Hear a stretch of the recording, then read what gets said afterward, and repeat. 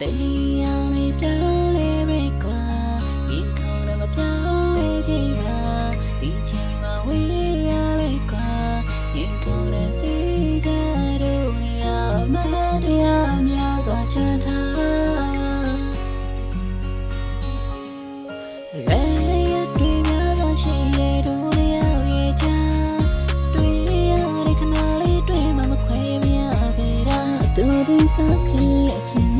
တန်ကြမကြီးအမွေးဒလားဘာကြတော့နေရဝေးတွေ့များနေပါလား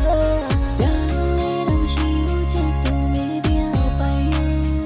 စိုးကမှချစ်တယ်လို့မပေါ်နေလေးနိုင်ယူပြောရရှိနေရတူတူမူရရှိနေတူတူ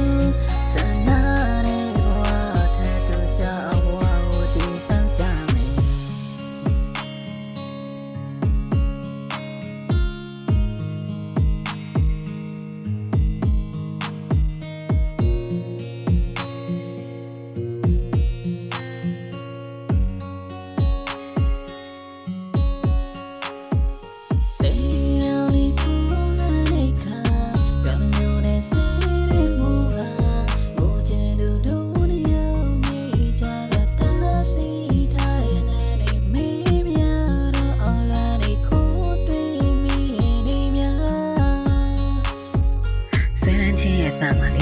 နှုတ်ဖြာထွက်တဲ့စကားလုံးလေးနဲ့အတူ